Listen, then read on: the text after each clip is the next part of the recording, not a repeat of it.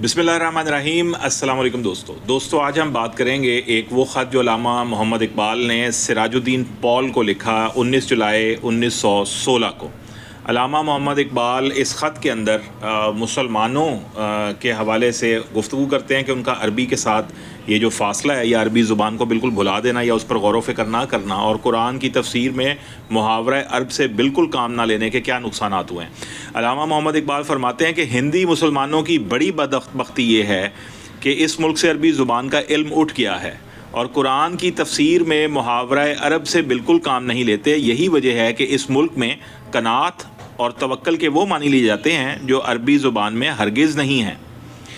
अल्लामा मोहम्मद इकबाल कहते हैं कि ये जो अजम के अंदर आकर बहुत सारे वो तसव्वुरात जो इस्लामी तसव्वुरात थे उसकी तफसीर और ताबीर जो है वो अरबी ज़ुबान से बिल्कुल मुख्तलिफ कर दी गई है। कनात और तवक्कल ये बहुत ही दो अहम वो औसाफ हैं जो किसी भी अगर सूफ़ी में ना हों तो उसको सूफ़ी नहीं कहा जाएगा। उससे लोग एतराज़ करेंगे कि हम इस शख्स को सफ़ाए कल्ब का हामिल कैसे कह दें। तो कनात के जो मानी अल्लामा इकबाल कहते हैं अजम में लिए जा रहे हैं, ये मुहावरा अरब के ही ख़िलाफ़ है। जो तवक्कल के मानी लिए जा रहे हैं ये मुहावरा अरब के ही ख़िलाफ़ हैं। अरब के अंदर इसकी जो रिवायत है या जो मुहावरा है वो बिल्कुल मुख्तलिफ है। आगे अल्लामा इकबाल कहते हैं कि कल मैं एक सूफ़ी मुफस्सिर कुरान की एक किताब देख रहा था। लिखते हैं खलक़ल अर्द वस्समात फ़ी सित्तति अय्याम में अय्याम से मुराद तनज़्ज़ुलात हैं, यानी फ़ी सित्तति तनज़्ज़ुलात हैं। अल्लामा इकबाल आगे बहुत सख्त अल्फाज इस्तेमाल करते हुए कहते हैं कमबख्त को ये मालूम नहीं कि अरबी ज़ुबान में यौम का ये मफ़हूम कतन नहीं और ना हो सकता है कि तख्लीक बित तनज़्ज़ुलात का मफ़हूम ही अरबों के मिजाज और फितरत के मुखालिफ है। वो ये कह रहे हैं कि यौम की जगह पे तनज़्ज़ुलात कर देना ये इससे बड़ा और क्या जुर्म हो सकता है और क्या जुल्म हो सकता है कि जो आपका मन चाही ताबीर है वो आपने उस लफ्ज़ की कर दी जो आपने चाही, जबकि अय्याम का लफ्ज़ जो है वो अरबी ज़ुबान में एक मारूफ़ लफ्ज़ है, उसकी अपनी ताबीर है।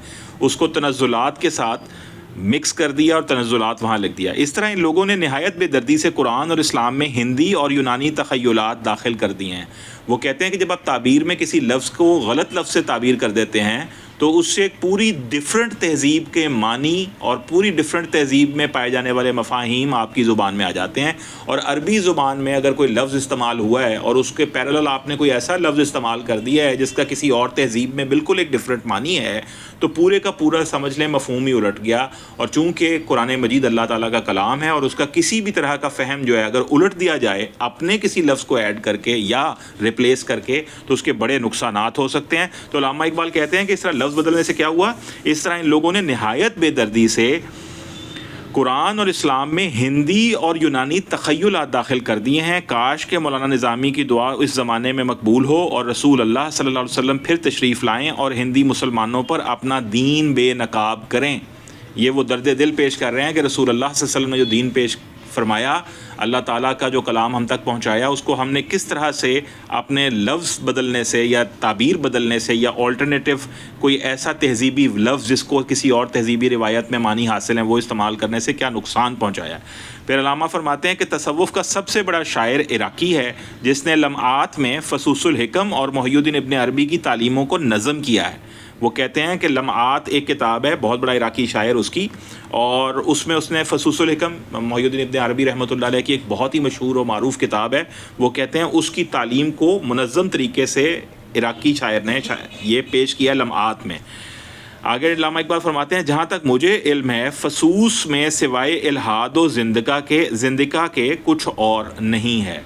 फ़सूसुल हिकम के हवाले से अल्लामा इकबाल बहुत ही सख्त राय देते हैं। वो ये कहते हैं कि इसको तो कोई भी शख्स अगर पढ़ेगा और समझने की कोशिश करेगा तो एक आम बंदा जो है वो तो नाचारो नाचार या तो किसी ज़िंदगी पहलू ले लेगा उसका या इल्हाद की तरफ खुदा न खास्ता जा सकता है। आगे वो कहते हैं इस पर मैं इंशाअल्लाह मुफस्सिल लिखूँगा। और सबसे आखिरी शायर हाफिज़ हैं। फिर वो ईरान के एक बहुत मशहूर शायर हाफिज़ शिराज़ी, उनका जिक्र करते हुए कहते हैं अगर हाफिज़ शिराज़ी अगर उसे सूफ़ी समझा जाए, ये हैरत की बात है कि तसव्वुफ़ की तमाम शायरी मुसलमानों के पॉलिटिकल इन्हतात के ज़माने में पैदा हुई और होना भी यही चाहिए था। वो कहते हैं कि ये जो जितनी भी तसव्वुफ़ को अपनाने वाले जो लोग हैं या मुसलमानों की शायरी एज़ ए होल कह लें, और आपको पता है कि अल्लामा इकबाल की ख़ुद अपनी शायरी भी इन्हतात के ज़माने की है, ज़वाल के ज़माने की है, تو وہ یہ کہتے ہیں کہ مسلمانوں کی تصوف کی تمام شاعری جتنی بھی ڈیولپ ہوئی ہے وہ مسلمانوں کے انحطاط یا زوال کے پیریڈ میں ہوئی ہے. جس قوم میں طاقت اور توانائی مفقود ہو جائے، جیسا کہ تاتاری یورش کے بعد مسلمانوں میں مفقود ہو گئی، تو پھر اس قوم کا نقطہ نگاہ بدل جایا کرتا ہے. ان کے نزدیک ناتوانی ایک حسین و جمیل شے ہو جاتی ہے اور ترک دنیا موجب تسکین. وہ کہتے ہیں جب انحطاط کا یا زوال کا دور ہوتا ہے تو انسان کو پتہ ہوتا ہے کہ میں کچھ اور کسی چیز کو لے تو سکتا نہیں ہوں، میں کسی نظام کو تو بدل نہیں سکتا، میں کسی نظام کی حکمرانی تو کر نہیں سکتا، میں کوئی بڑا ایکٹ تو یا کوئی بہت بڑا انفلوئنس یا سرکل آف انفلوئنس تو نہیں بنا سکتا. تو پھر اس کو دو چیزیں بڑی اچھی لگتی ہیں. ایک تو یہ کہ ترک دنیا کر دو، اس سے اس کو تسکین احساس ہوتی ہے کہ ٹھیک ہے دیکھو میں نے دنیا کوئی 3 طلاقیں دے دی، دنیا کو فارغ کر دیا، میں تارک الدنیا ہو گیا. یہ اس کے لیے تسکین کا باعث بن جاتی ہے یہ چیز. اور دوسرا وہ کہتے ہیں کہ جتنا وہ ناتواں ہوتا ہے اس کو اپنا حسن سمجھنے لگتا ہے. وہ کہتے ہیں میں ناتواں ہوں، میں تو کچھ کر نہیں سکتا، تو دیکھو میں نے دنیا ہی چھوڑ دی. پھر وہ کہتے ہیں اس ترک دنیا کے پردے میں قومیں اپنی سستی اور کاہلی اور اس شکست کو جو ان کو تنازل بقا میں ہو چھپایا کرتی ہیں. خود ہندوستان کے مسلمانوں کو دیکھیے کہ ان کے ادبیات کا انتہائی کمال لکھنؤ کی مرثیہ گوئی پر ختم ہوا.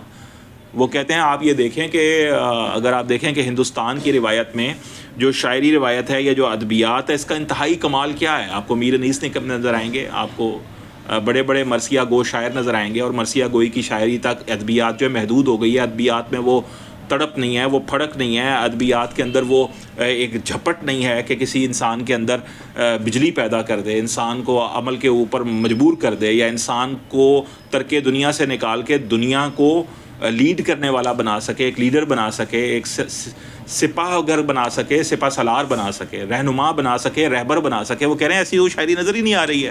کمال مرثیہ گوئی ہے. حافظ شیرازی کی جو شاعری ہے وہ بھی انحطاط کے زمانے کی شاعری ہے، اور بہت بڑا کام کیا کہ ترک دنیا کو ہی اپنے لیے موجب تسکین سمجھ لیا. علامہ اقبال اس پہ بڑی سخت تنقید کرتے ہوئے یہ جو خط ہے یہ سراج الدین پول کو لکھتے ہیں 19 جولائی 1916 میں. یہ خط جو ہے آپ کے ساتھ شیئر کرنے کا مقصد یہ ہے کہ آپ کو یہ معلوم پڑے کہ علامہ محمد اقبال جو ہیں وہ کس طرح تڑپ رہے ہیں، یا کس طرح اس زوال کے دور میں، اس غلامی کے دور میں ایک غلام قوم کو، ایک سوئی ہوئی قوم کو، ایک بالکل ایسی قوم جو خود ہی تسکین محسوس کر رہی ہے کہ ٹھیک ہے اگر ہم لیڈر نہیں ہیں، اگر ہم حکمران نہیں ہیں، اگر ہم حاکم نہیں ہیں، اگر ہم نظام چلانے والے نہیں ہیں، تو دیکھو ہم نے دنیا ہی چھوڑ دی، ہم نے ترقی کر دیا سارا. تو اسی چیز کے اوپر ایک بہت بڑا میں سمجھتا ہوں کہ تنقید نہیں ہے بلکہ ایک بہت ہی تعمیری تنقید ہے کہ شاید مسلمان جو ہیں وہ اپنے وجود کو اور اپنے مقام کو سمجھیں اور اپنے لیے کوئی بہتر راہ تلاش کریں، اور وہ راہ اور کسی چیز اور کی نہیں ہو سکتی سوائے عمل کے. عمل کریں، آگے بڑھیں اور اپنا نام پیدا کریں، اور اللہ اور اس کے رسول صلی اللہ علیہ وسلم کے وہ احکامات نافذ کریں جو اللہ تعالیٰ نے قرآن مجید میں اور رسول اللہ صلی اللہ علیہ وسلم نے اپنے ارشادات میں مسلمانوں کی ڈیوٹی لگائے ہیں. نیابت الہی تب تک نہیں ہو سکتی، انسان اللہ کا نائب تب تک نہیں ہو سکتا جب تک اللہ تعالیٰ کا امر جو ہے وہ نافذ کرنے والا، اس کو پہلے ماننے والا، اور پھر لوگوں کو اس کی طرف دعوت دینے والا، اور پھر اگر اس کو موقع ملے تو لوگوں کو اس پر چلانے والا نہ بن جائے. اپنا بہت خیال رکھیے گا. اسی طرح کے کسی اور میسج کے ساتھ کسی اور دن پھر حاضر ہوں گے. السلام علیکم.